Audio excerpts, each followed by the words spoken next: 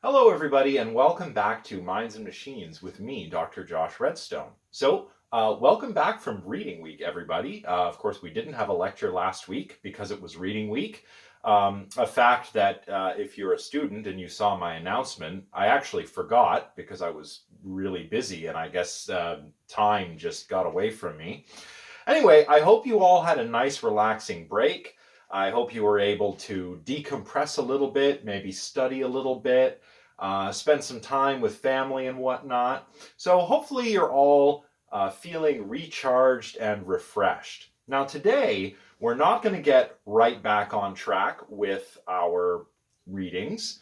As you know, if you saw my announcement for my students, if you saw this announcement, we were initially going to discuss Man a Machine by Lemaitre today. But I decided to change things up a little bit. I decided that in the interests of having you be as prepared as you possibly can for the essay and also for your essay topic proposal, that I would deliver the How to Write an Essay lecture now. So that's what today's lecture is all about. Basically, how to write a really good philosophy paper for this class. And of course, if you're not one of my students and you've just stumbled upon this video, maybe there will be something here for you as well that will help you with your essays. Anyway, I'll talk a little bit, firstly, about the topic proposal, and then we'll dive into what you need to know about writing an essay. And I'm going to try and make this as comprehensive yet as brief as I can. And then towards the end, I'll come back to the topic proposal and we'll talk a little bit about how to do that and also how to get started writing your essays. Okay, so let's dive into how to write an essay now. So as I mentioned a moment ago, the purpose of this lecture is to get you familiar with what you'll need to do to write a really good essay for this class. But remember, you also need to submit a topic proposal for your essay. So I just want to tell you a little bit about that first. And you can find all of this information on slide number 2. It's also in our course outline. So for your topic proposal, I've written here that you should aim for 500 to 600 words. If you don't need that much space, though, that's okay. I realize that some of you may have perhaps a super detailed plan for the essay you plan to write, and perhaps you could take up the full 500 to 600 words telling me about that. Some of you might not have that much, and that's okay. The important thing is that you come up with a topic and just some idea of where you want to go in terms of the topic you've chosen. So I don't think I'll be docking marks if anyone is significantly under this word limit, unless it's like really severely under this word limit. Like, you know, I'm going to write about Rene Descartes, the end. You know, that's not going to cut it. You know, you have to tell me what you want to do specifically. What's your plan for your essay, right? So you want to identify an interesting topic. And you want to tell me what sources you're going to be using as well. And you'll have to cite these properly. So if you do plan on writing about Descartes, maybe you want to talk about how he tackles the problem of other minds. So you're going to have to let me know. You're also going to have to let me know that you'll be drawing from the discourses on the method and the meditations possibly. And you'll want to cite those. So that's the kind of thing you'll need to do to sort of fill out the space here.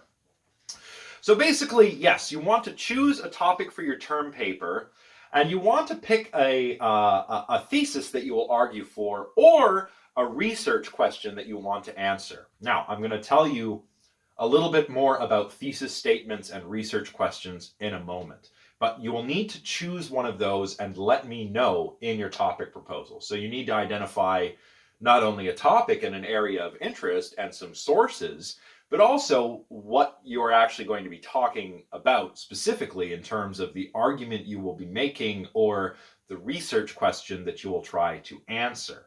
So that's what you'll have to do. And basically the rest of it is going to be kind of like a rough outline of how you envision your paper going. If you hand in a paper that looks completely different from the topic proposal you've submitted, that's okay, right? The topic proposal is just to get you prepared, to sort of provide a foundation upon which you can build your essay writing efforts from, right? So it's okay if you end up with a different final paper. And really, this is just to make sure that I know that you're thinking about this, and so that I can offer you some assistance. If you tell me about your plan for your essay and I don't think it's going to be a very good idea, I can let you know, and I can provide some suggestions to maybe steer you in a different direction, right? So that's what this is for. And it's going to be due at 11:59 p.m. on March the 10th. You'll hand it in on See You Learn. I don't have a submission portal up yet, but I will shortly.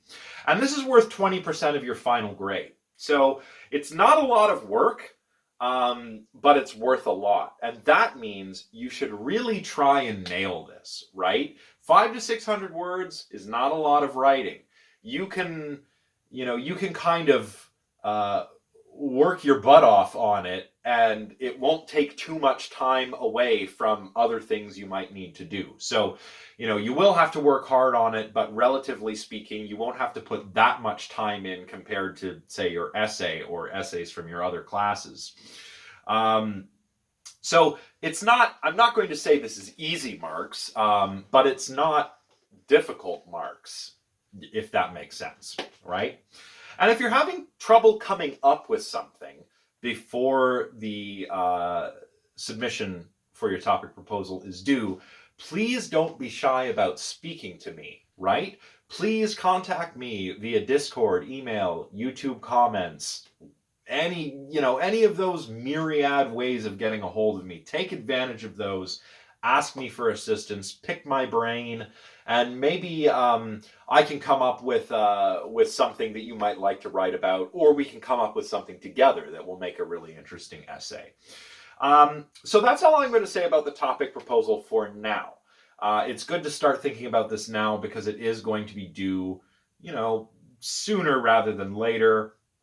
And I'll say a little bit more about how to approach the topic proposal once we kind of get to the end of this lecture. So that's all I'll say about the topic proposal for now.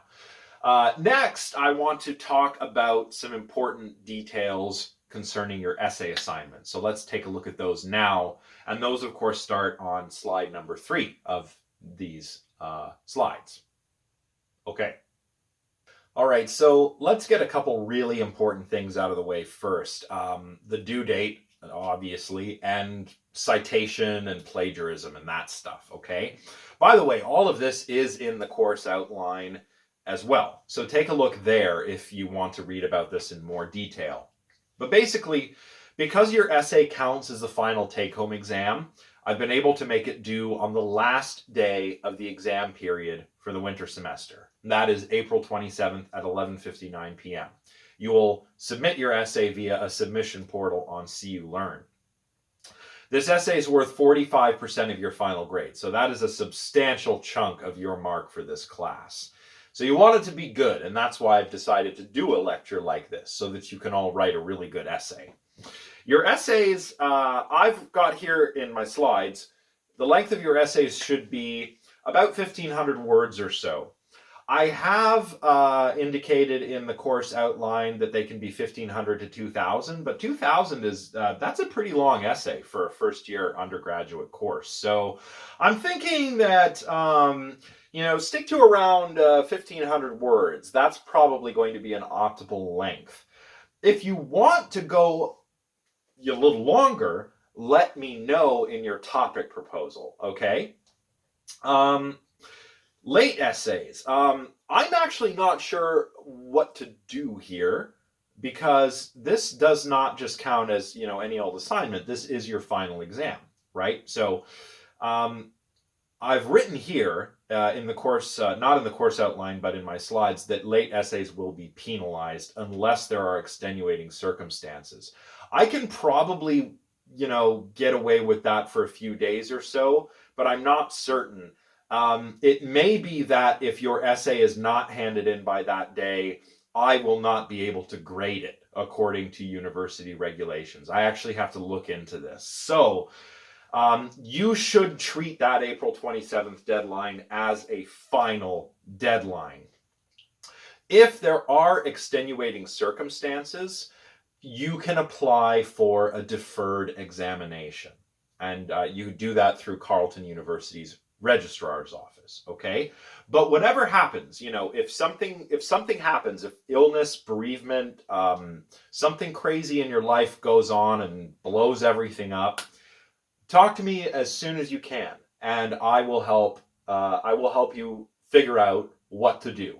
Whether you can hand me the exam a little bit late, or whether you should apply to write a deferred exam, whatnot.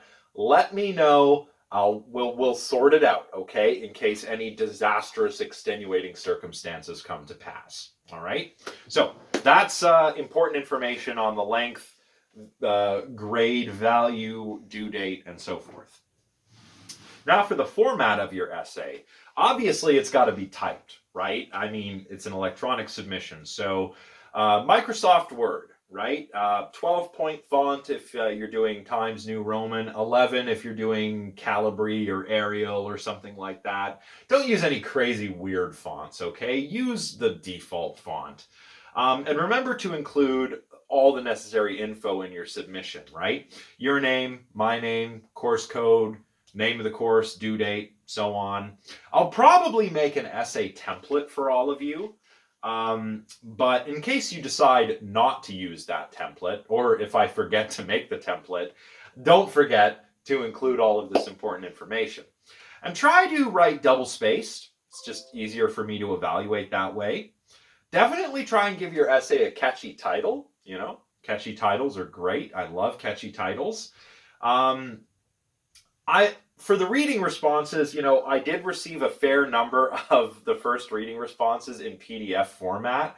I would prefer that you guys do not do that for the essay or for your topic proposal or even for future reading responses, because it's easier for me to give you feedback in Microsoft Word. Their comments feature, Microsoft Word's comment feature, and their track changes feature is just better than what I can do with a PDF file. So please, Microsoft Word format, okay? And of course, you got to cite everything properly. You're going to have to include a bibliography or references or works cited page, whatever, same thing basically. It just has a different name depending on the citation style you use. You've got to cite everything properly so that you avoid plagiarism. Now on slide number 5, I've got some things that count as plagiarism, and you do not want to commit plagiarism, right? Plagiarism is like the cardinal sin of academia. Do not commit plagiarism. Again, all of these are also in your course outline and in the university policies attached to the course outline. So I won't go over them. I won't spend too much time going over all of these, but if you reproduce or paraphrase portions of someone else's work, published or unpublished, and you don't cite it properly and you present it as your own ideas, that's plagiarism. If you submit anything written in whole or in part by someone else, maybe you get a friend to write your essay for you and you get caught, that's plagiarism. If you use ideas, quotations, either direct or indirect, paraphrase material, concepts, anything like that without appropriately acknowledging the source, that's plagiarism. If you use someone else's data without permission or without proper citation, that is plagiarism. If you don't, citing properly again here. If you don't cite properly, even if you don't use quotation marks, that is technically plagiarism. I tend not to come down very hard on that kind of thing at this stage in the game in a first-year class, but you need to be aware of how important it is to cite your work properly. You can accidentally plagiarize somebody, even if you don't mean to steal someone else's ideas. If you don't cite them properly, it may seem to a reader as if you're trying to steal those ideas, and that could be taken as plagiarism. So this is very serious.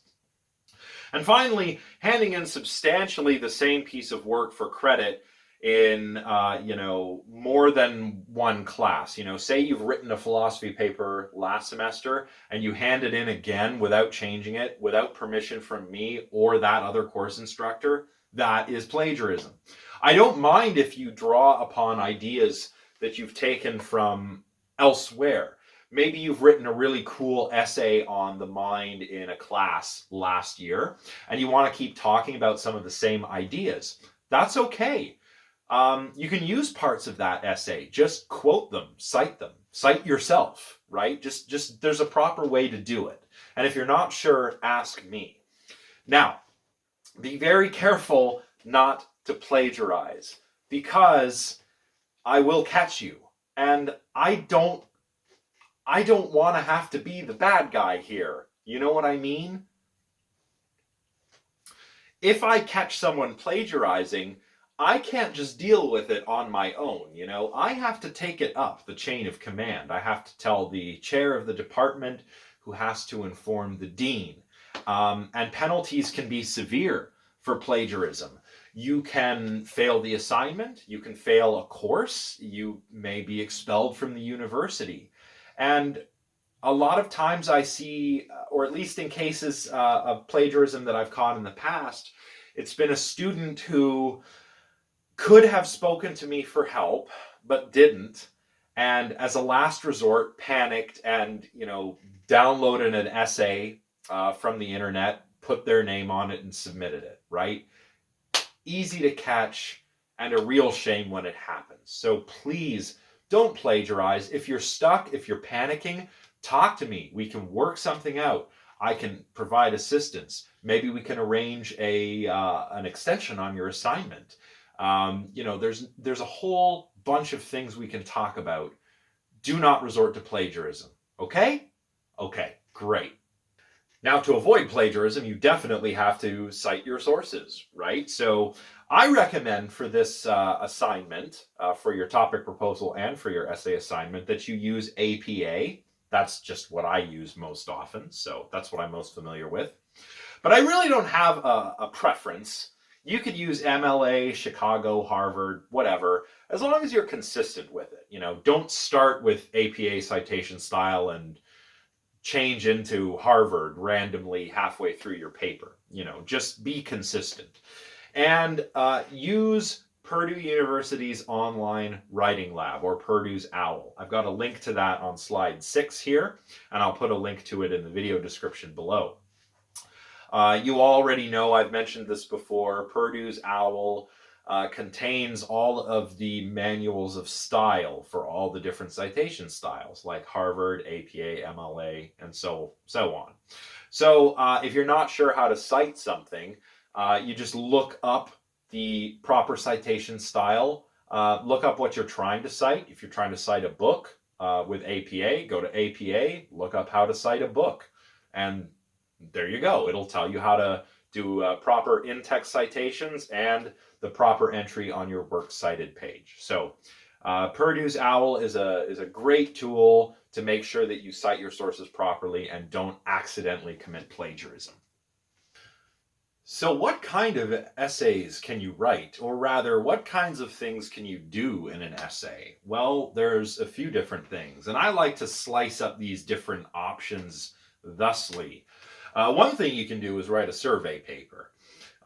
That's exactly what it sounds like. You survey a topic. You kind of pick an area and tell the reader about it.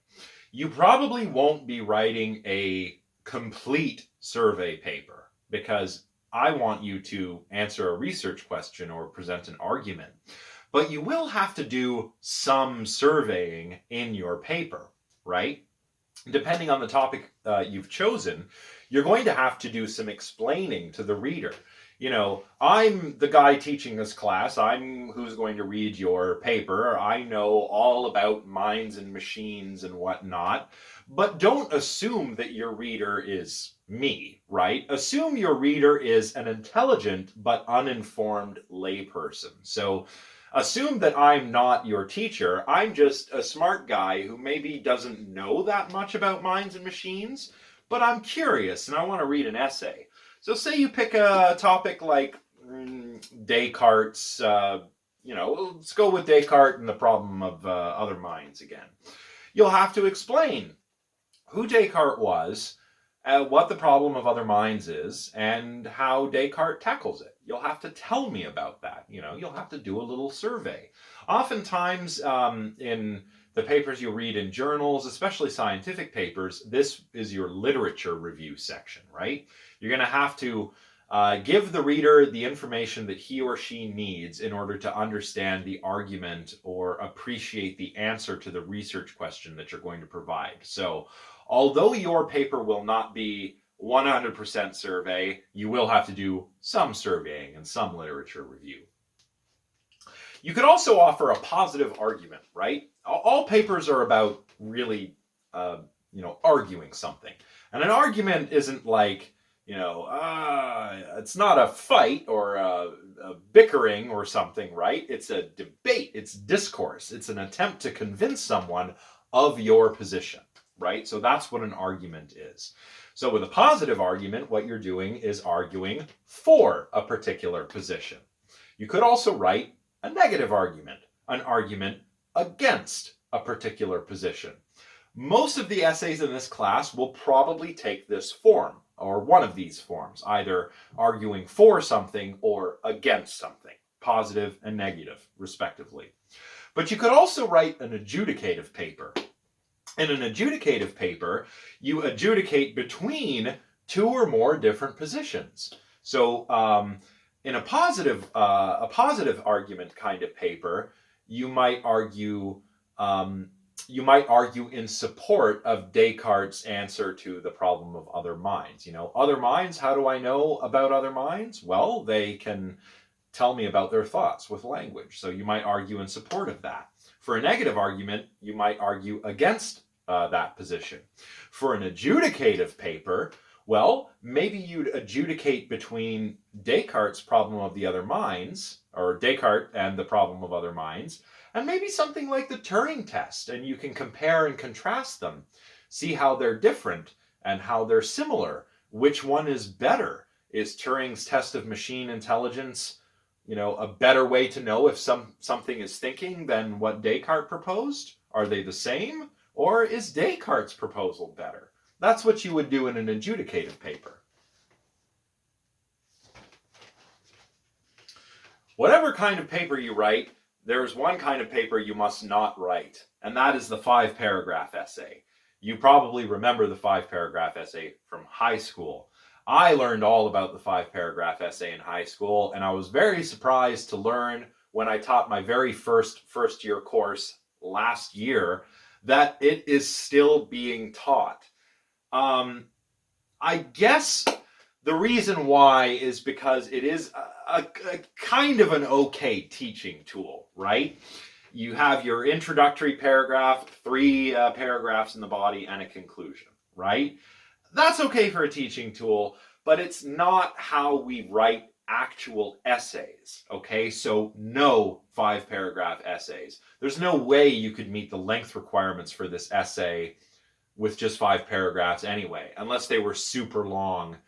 And super long paragraphs are not a good idea, right? Because paragraphs, it's supposed to be kind of like one main idea for each paragraph. So no 5-paragraph essays. You will, of course, have to have an introductory paragraph or 2, same with a concluding paragraph, and there's going to be lots of paragraphs in the body. You won't limit yourself to 3. Use as many paragraphs as you need to, but try and stay within the word limit, plus or minus a few hundred words. And remember to think of each paragraph as something like a stage or a step in your argument or in your answering your research question. Each paragraph needs to be there for a reason. You don't want to, have some paragraph explaining something that you don't talk about again, for example, because then you've just taken up space. There's no need to do that. Write what you need to write, leave other things out. Or if you want to mention them, put them in a footnote and keep it brief. But, each paragraph needs to function as a kind of step in your argument, right? No unnecessary paragraphs, no unnecessary sentences. Try to avoid repeating yourself, right? So that's what you should do.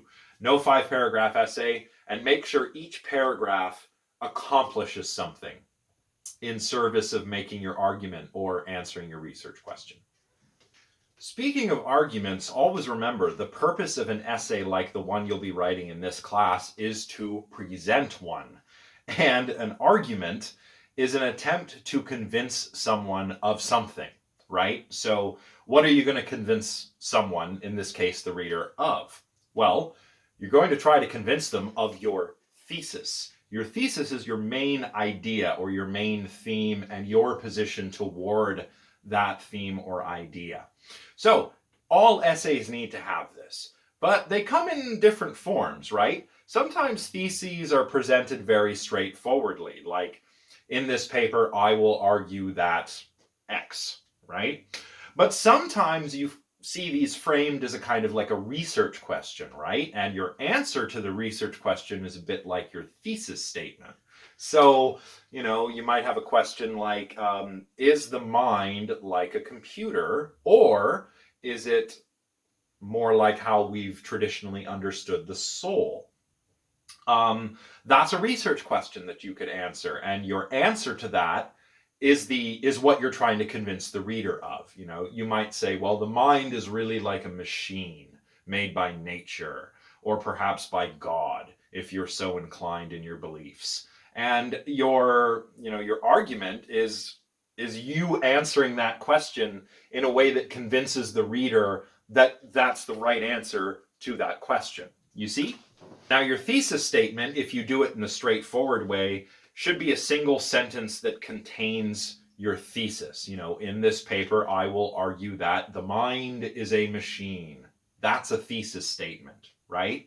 If you frame it research question-wise, is the mind something special and immaterial like a soul, or is it more like a machine? I will argue that the correct answer to this question is that the mind is like a machine. There's a thesis statement right there. It's your answer to your research question. The argument you're going to deliver is a means of convincing someone else of your thesis or the answer to your research question. And your argument should be straightforward and clear and concise. And that's why you should try to adopt one of the approaches I mentioned earlier. Positive argument, negative argument, adjudicative argument, that kind of thing. That will help you keep your argument straightforward if you adopt one of those approaches. And it's important because you are delivering an argument to use proper reasoning. Avoid logical fallacies. Avoid confusing, unclear writing. Try to be precise with everything you say. By the way, I have some older lectures that deal with different kinds of fallacies you might want to watch out for. I'll put them up here somewhere in a card so that you can click that link and check out that lecture if you like, and learn about some informal fallacies that you'll want to avoid when making an argument. Because if you do make an error of reasoning, that will bring your mark down. Beyond that, as I said before, you will want to give your essay a nice, coherent structure, right? As I mentioned previously, you will want to do an introductory paragraph or two. Probably one, but maybe two, depending on how much setup you want to do. You need to introduce your topic, the theme, area of interest, research question, whatever. Introduce what you're going to be discussing. Tell the reader what you're going to talk about. You need to state your thesis or your research question. Usually toward the end of the first paragraph is when you do this. And you'll want to summarize briefly how your essay is going to proceed. This summary is the kind of thing you're trying to do with your topic proposal. Your topic proposal, you can almost think of as the first couple of paragraphs of the essay that you will eventually write, or at least a draft of the beginning of the essay that you will eventually write. So that's another way you can think about your topic proposal, and a way you can think about your introduction, right? The body is where the magic happens. The body is where you present the arguments in favor of your thesis, or where you try and answer your research question. You'll need to present evidence for your thesis. You'll need to explain why you think your answer to your research question is the correct one. You need to present evidence, textual evidence, philosophical arguments, empirical studies, whatever you want to do. I like when philosophy is empirically informed, so don't be afraid to talk about empirical studies in this paper, even though it's a philosophy class. And of course, in the body, you're also going to want to do some survey, right? You're going to briefly summarize what you're going to be talking about in your intro, but you may need to fill that out a little bit in the body of your essay in a kind of lit review section. So keep that in mind. Your conclusion is going to be a lot like your introduction. You're going to want to re-summarize what you've discussed in the paper, restate your thesis, and conclude. So your conclusion is kind of like your introduction, just rewritten as a conclusion. So that's how I recommend approaching that. What kind of language should you use when writing a paper? Well, a lot of people think, oh, I'm writing a philosophy paper, I need to sound super smart. Yes, but there's a way to do that, and there's a way not to do it, right? The way not to do it is by using overly complex language, overly wordy sentences.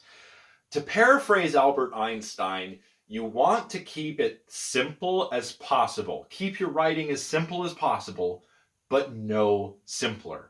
Don't try to impress me by using lots of jargon. I don't like that. Write clearly, okay? Write clearly and concisely. Use a dictionary if you're not sure about what term you should be using, and also a thesaurus. A thesaurus is a great tool as well. These things, the dictionary and the thesaurus, these are your friends when you're writing an essay, okay? So use simple, plain language. You're not blah, blah. A lot of people also ask me about the first person pronoun I. I don't know why people are told not to do this. This is kind of like the 5-paragraph essay. And I guess in some styles, this was a big thing when I was an undergraduate. I took an English studies course. And it was also the same in my history classes, which English studies typically uses MLA, and history, at least when I studied it, used the Chicago Manual of Style. And at the time, it was considered redundant to use I, because on your title page it says, this paper, by Josh Redstone. So you don't need to use I. We know who's talking, I guess. But in philosophy papers, you actually see people using the first person pronoun a lot, and that's fine. So you can use the first person pronoun I. For example, in this paper, I will argue that X, right? That is 100% okay with me. You can also use the third person, so no I's at all. You can say, this essay will argue that. You could say, this essay will argue that X, or this author thinks that Y, right? You can do that. You can even use the royal we if you want to sound fancy, right? Like, in this paper, we will argue that X. Sounds pretty cool. You can use that too if you want to sound like super cool. One good trick to make sure that whatever language you're using, first person, third person, whatever, to make sure things are really flowing, that the language is simple. You don't want it overly complex, but you don't want it dumbed down. Remember, you're writing for an intelligent layperson. So don't try and sound too smart by using words you don't understand, but don't dumb it down too much, right? Don't be afraid of using technical terms, but use them correctly by referencing your dictionaries and thesauruses. But whatever you do, read your essay aloud to yourself. Print it out or stare at your computer screen and just read it out loud to yourself. That is a really good way to catch any mistakes you've made and to make sure that the writing sounds natural, right? The writing flows. You want to make sure it sounds good even though I will be reading them in my head and not out loud. This is a really good bit of advice. So definitely do this when you're at the editing stage of your paper. A couple of things that I like to advise people to watch out for. These are kind of mistakes that people who a couple of things to watch out for, and these are kind of common problems I see with undergraduate essays. Things to watch out for include, for example, how you use colons and semicolons. A lot of people get this wrong. So at this stage in your academic journey, I recommend that you just don't use them because almost no one uses them correctly. So be careful about proper colon and semicolon use if you decide to use them. Watch out for other problems with punctuation too. Watch out for comma splices. Like, a comma is supposed to indicate a pause in your reading, right? If I were reading out loud a sentence with a comma splice, it might go, in this paper, comma, I will argue that. You don't need that comma there, right? So just say, in this paper, I will argue that. Blah. Sentence fragments. These are incomplete sentences, right? I've noticed some sentence fragments in some of the reading responses, and I've pointed them out. So if you've accidentally done that, now you know what to watch out for. If not, Google sentence fragments and familiarize yourselves with what they are so that you don't write any sentence fragments into your paper. Likewise with run-on sentences. Run-on sentences are like one sentence that should be multiple sentences all smushed together. Watch out for those. Watch out for things like parallelism, like changing your tense halfway through a sentence. Stuff like that. Google all of this if you're not sure what they are. Familiarize with yourselves with these kinds of mistakes so that you don't make them, because you will lose marks over this kind of thing.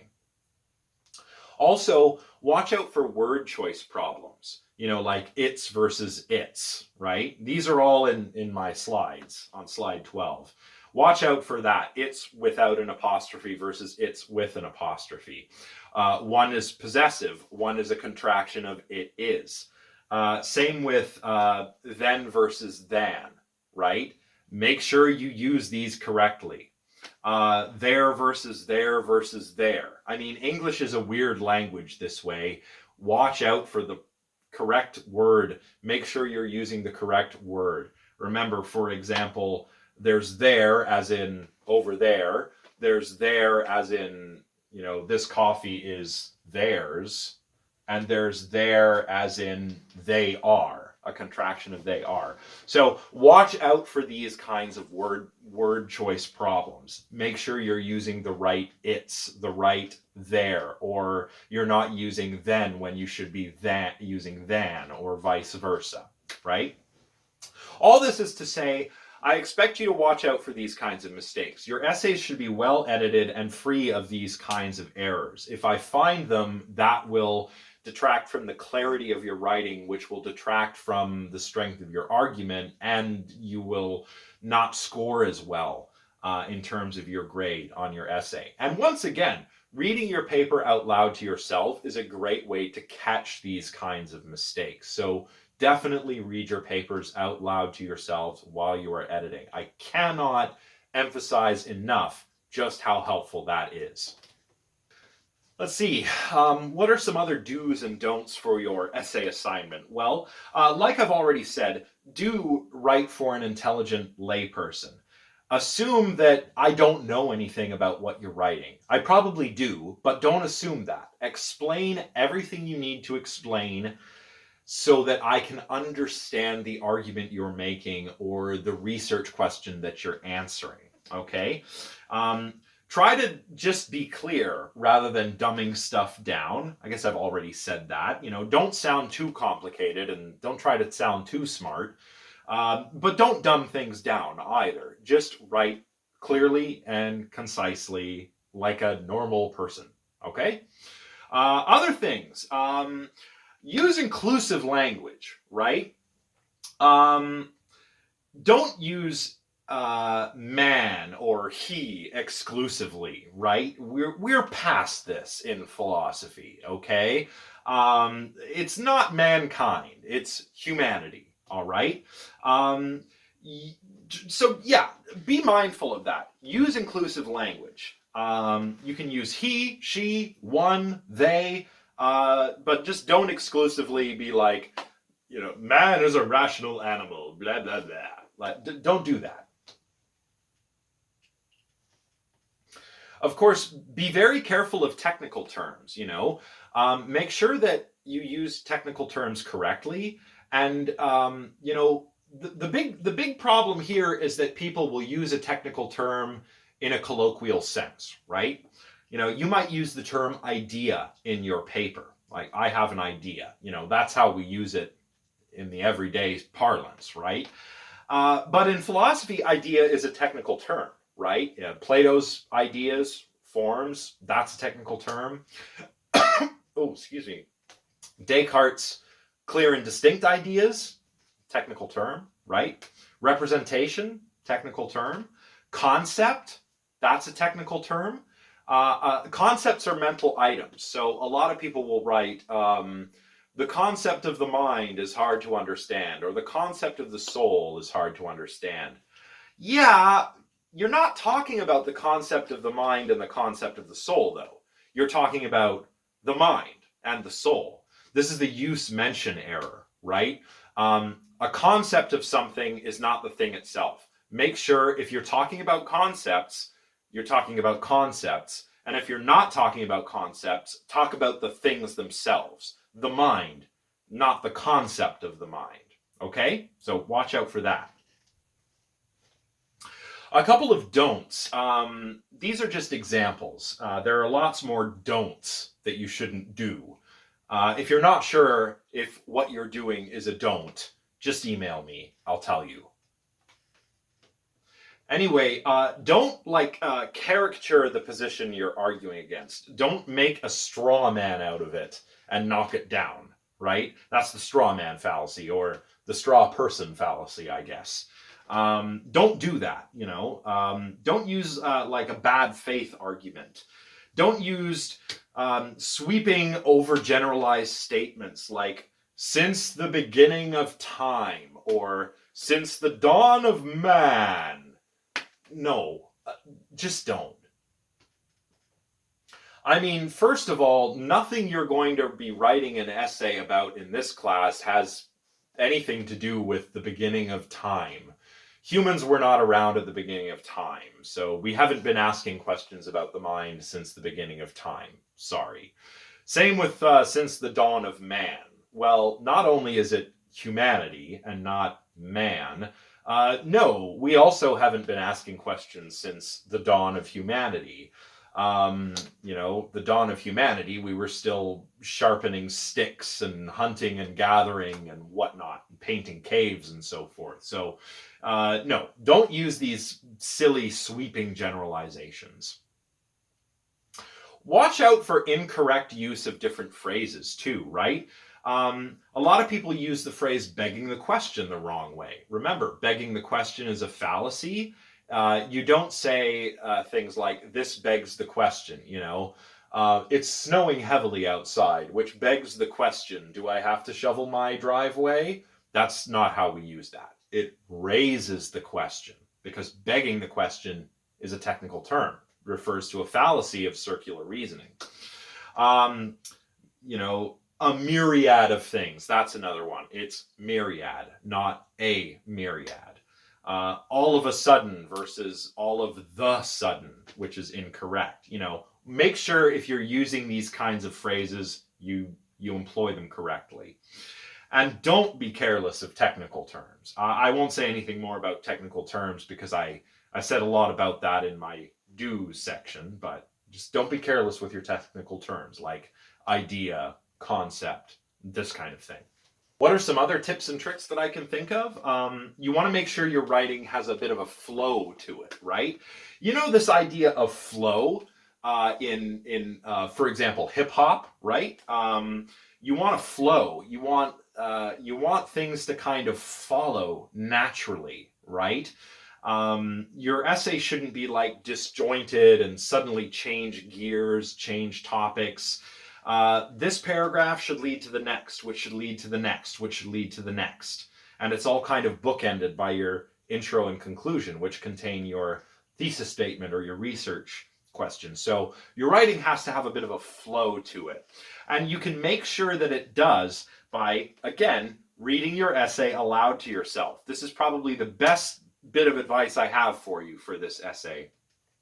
Probably the best thing you can do for yourself. Read it aloud, catch the errors you've made, and make sure the writing flows. Maybe you need to move some paragraphs around. Maybe you need to take a paragraph out. Maybe you need to write a new paragraph to transition between a couple of paragraphs that you have in there, right? Make sure your writing flows. Read your essay out loud, yes, but if you can, have a friend read your essay. And, as a favor, read your friend's essay. You scratch my back, I scratch yours kind of thing. You can also read examples of essays online, but just make sure they're good. Find good examples of undergraduate essays to read for examples. But don't start copying and pasting because you run the risk of plagiarism there, so be careful. If you're having trouble with any of this, contact me and I can see what I can do for you to try to get the writing process going or help you overcome some of those hurdles. And if you're really stuck, you can seek help from Writing Services. There's a link to Writing Services on slide number 14 for today's lecture slides. How about finding sources for your essay? You're going to have some sources, right? And I think that you should probably rely primarily on the sources that are available on CU Learn, namely our readings. So that includes mandatory readings, by the way, the required readings, but also the optional readings that I've put there. Like, for example, Plato's Allegory of the Cave. That was an optional reading that I posted. This is going to save you some research time, right? If you already have all these sources at your disposal, then you're already off to a good start, research-wise. But you can use other sources if you'd like. Just make sure you cite them properly. And if you need help tracking something down, I'm sure I can help. In fact, that's kind of the idea behind the topic proposal, right? You might have a couple of ideas for sources that you'll tell me about in your essay topic proposal. And if you're looking for more, I can suggest interesting papers for you to read. So I'll provide that feedback when I'm grading all of your topic proposals. One source to avoid citing is Wikipedia, because Wikipedia can be edited by anybody. So don't cite Wikipedia. Wikipedia is okay if you want to kind of peruse a Wikipedia articles references section and find links to good papers there. That's something it's kind of useful for, but avoid citing Wikipedia. Good sources to use beyond the readings for this class are, of course, journal articles, academic books, and that kind of thing. Okay, so now I want to bring it back to the topic proposal, specifically how to select a topic for your essay. Now, I'm happy to have you write about whatever you guys would like to write about, so long as it relates to the philosophy of mind and AI somehow. And the two approaches that I recommend for you to take are either to, pick a topic or question that has stood out to you so far from this class, or if you've looked ahead in the readings, pick a topic that you're looking forward to, maybe the Turing test or the Chinese room or something like that, right? So pick something that has really stood out to you. Maybe it's something you've already been thinking about a lot. Maybe it's something you've written your reading response about, or that you plan to write a future reading response about. Pick something that really gets your interests fired up. That's the best way to go about this. Or connect something that interests you to something novel, something from outside of this class. We're talking about minds and machines, the philosophy of mind and the philosophy of AI, the idea of the soul, the idea that the mind is like a computer. You could connect this to questions in other academic disciplines outside of philosophy. You could talk about psychology or one of the cognitive sciences, sociology or anthropology. You could connect it to themes that come up in some of the world's great religions. You could connect some of the ideas that we've talked about here to interesting imaginary scenarios that you find in works of science fiction, for example. I welcome that kind of thing, and I think it's a good way for you to write an essay that will be really interesting, because you'll be really interested in writing it, and I'll be really interested in reading it, and you'll do a great job because you're so fired up about your topic, right? So that's the approach I recommend you take. Either, pick something that's really got your interest from class and write about that, bringing in some different philosophical viewpoints, maybe some empirical work, or try to connect an idea that you've encountered here to something from somewhere else. So do either of those. Just make sure that your thesis or research question is related to the philosophy of mind and AI somehow. Make sure it is related to minds and machines somehow. Okay? Once you have identified your topic, your area of interest, the thesis you might like to argue for, the thinker whose work you'd like to discuss, the idea you'd like to discuss, whatever. Once you've identified that, you're ready to start writing your topic proposal. Excuse me. Hey, you can't bark during lecture. You can't bark during lecture, you. No. Yes, once you've identified your topic, you can start writing your proposal. And what I'd like you to do in your proposal is, of course, tell me about how you plan to write your essay. Tell me about what your essay will be about. Identify any sources you might want to use, and use the tips and tricks for writing a good essay, using simple, clear language, citing sources properly, reading your work aloud during the editing stage. Use these tips and tricks to make sure that your topic proposal is also very well written. Because if your topic proposal is going to function as a sort of outline for the start of your essay, well, then you'll have already pretty much written the start of your essay by doing the topic proposal. So that's great. And of course, the topic proposal being due on March 10th, there is still time for you to pick my brain if you're not sure about what you want to write about, or if you're not sure about how to put your topic proposal together. Again, I'll probably make a little template for everyone to use for the essay as well as for the topic proposal. And I'll put some subheadings there, like your intended thesis, intended essay outline, intended sources. I'll make sure it's all there, and you just kind of, fill everything in. So if that's something you'd be interested in, which I imagine all of you probably will be, then I can do that, no problem. All right? When it comes to writing your essay, use the area of interest or topic, idea, whatever, to frame your thesis statement or your research question. So I'll go through a kind of example here that I have on slide 17. Say you're interested in writing a paper on computationalism, right? Computationalism is the idea that the mind is a computer. That's what the mind is, right? The mind computes just like digital computers do. So maybe your research question, if you're interested in computationalism, is computationalism the right way to understand the mind, right? Is computationalism true? Is the mind really a computer? Is that the best way to understand the mind? Or is there a better way to understand the mind, as an immaterial soul, or as a dynamic system, right? So that's a research question that we've generated there. Your thesis statement might go something like, in this paper, I will argue that although the so-called classical picture of cognition is incorrect, computationalism is still the most rewarding way of understanding the mental. Okay, so maybe you're talking about computationalism and you think there's problems with the physical symbol system hypothesis, for example.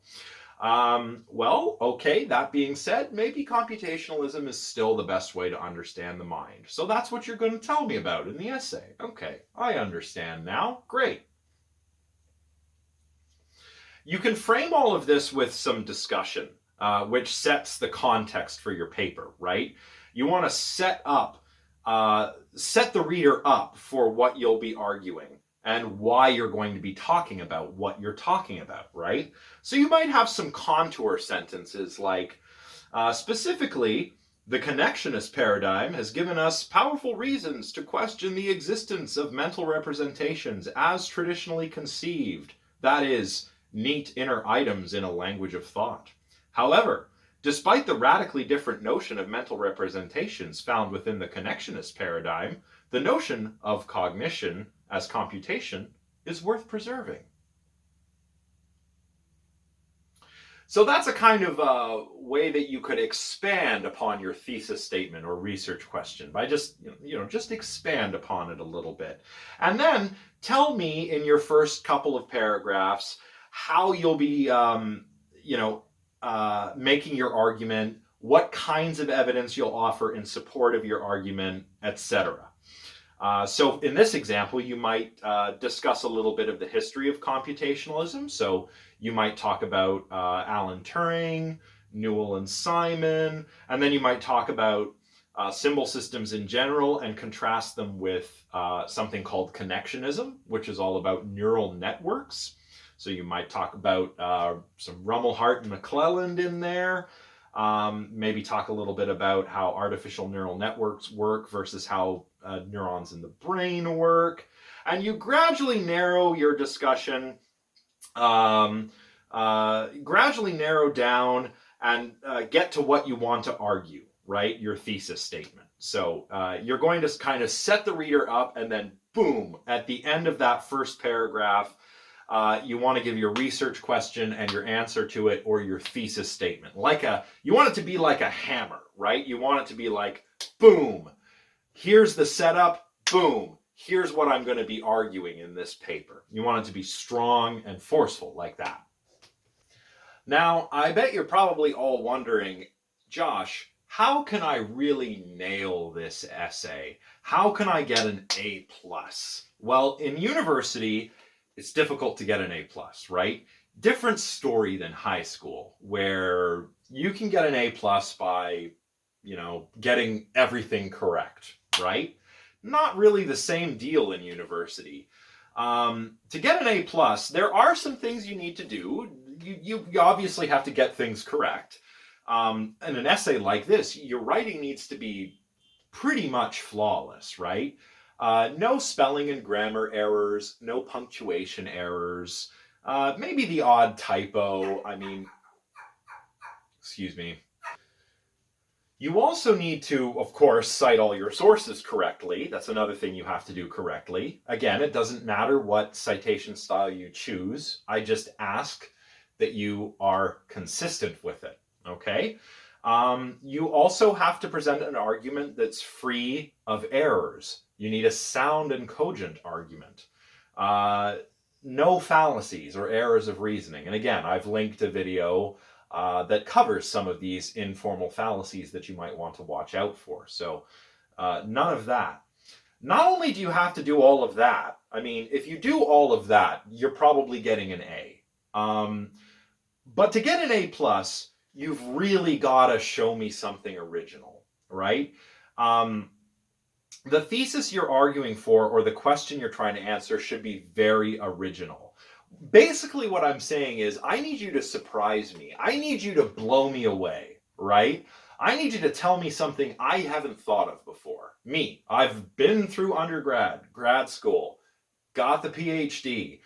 I've been doing this kind of thing for a little while, and I'm not the best in the world at it, but it's going to take some original creativity to surprise me. So surprise me with something I hadn't thought of before. Or write a paper that's worthy of, a good grade in an upper year undergraduate class. Do that kind of thing. If you really impress me this way, if your work is truly outstanding, then you will get an A+. But don't feel bad if you don't. Getting an A or even an A- is very good in university. The average grade in a class like this in university is usually around a C+ or a B-. That's what's considered acceptable or good. So even if you get an A-, you're doing really well. So don't feel bad if you don't get an A+. But if you want to strive for that A+, these are the kinds of things you need to do. You need to get everything right and also really impress me with something original, creative, novel, something I haven't thought of before, or something I would expect from somebody who's a few years ahead of where you are now. I know that's tough, but that's so that you guys can do your best work, okay? I'm not trying to set you up for failure. If you just get an A, you've done amazing, okay? But I want you to do your best. I want you to challenge yourself. So this is how you get an A+ in this class. If you want to challenge yourself to get an A+, these are the kinds of things that you'll need to do. Okay? Great. All right, everyone. So that is it for today. So what have we talked about? Well, lots of things. How to select a topic, how to approach your topic proposal, how to write a really good paper, other things that I don't have in the slides here, citing your sources, avoiding plagiarism, all the important stuff I could think of. If I've left something out, or if you still have a question, again, get in touch with me. I'll try to answer as best I can. For next week, because this is the only lecture for this week, we'll begin looking at L'Homme Machine, Man a Machine by Lemaitre. So the link for that is on CU Learn. You can read it for free. It's not terribly long. I would try to read through the first half, and the approach I'm going to take toward next week's lectures will be similar to the approach I took for example, Descartes and Hobbes. I will highlight important bits from Lemaitre's book that give us this picture of the human being as a natural machine. Because remember, Lemaitre is responding to Descartes directly. Descartes says, animals are like soulless automatons or beast machines. Humans are, our bodies are machines, but what is essentially us, the soul, is immaterial, divine, created by God, a lot like Plato thought of the soul. Lemaitre says, no, Descartes, you think animals are beast machines and humans are special? No, man is a machine as well, Descartes. That's what Lemaitre argues. So that's what we'll be taking a look at next time. And remember to contact me if you have any questions at all about anything in today's lecture or anything I might have failed to mention. Okay? So I hope you all study hard, get to work thinking about your essay topics, and I will see you all next week when we discuss Man a Machine. Bye for now, everybody.